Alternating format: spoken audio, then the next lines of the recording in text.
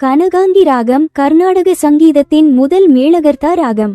இது இந்து என்றழைக்கப்படும் முதல் சக்கரத்தின் முதல் ராகம். முத்துசுவாமி தீட்சிதரால் இது கனகாம்பரி என்று அழைக்கப்படுகிறது. இது 72 மேளகர்த்தா திட்டத்தில் முதலாவது மேளம்.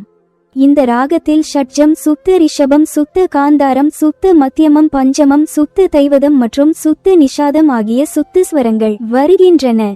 இது ஒரு விவாதி மேளம். நீண்ட ஆலாபனைக்கு இந்த ராகம் அவ்வளவு ஏற்றதாக கருதப்படுவதில்லை. இதன் கட்டமைப்பு பெரும்பாலும் கிருதிகளுக்கு மிகவும் பொருத்தமாக இருக்கிறது.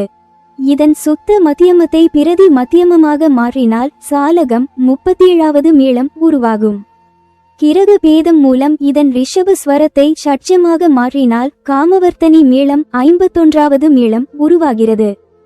கனகாங்கி ராகத்தின் தனிச்சிறப்பு அதன் சுத்தமான மற்றும் தெளிவான ஸ்வரங்கள். இது கர்நாடக சங்கீதம் கற்கும் மாணவர்களுக்கு ஒரு சிறந்த ராகம்.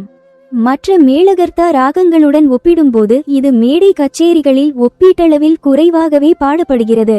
இதன் முக்கியமான ஜன்ய ராகங்கள் கனகாம்பரி, கர்நாடக சுத்த சாவேரி மற்றும் லவங்கி.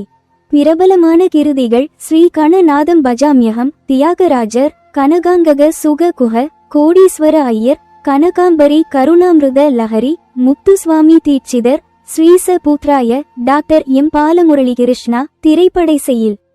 இதன் நேரடி பயன்பாடு குறைவு என்றாலும் சில பாடல்களில் இதன் சாயல் காணப்படுகிறது.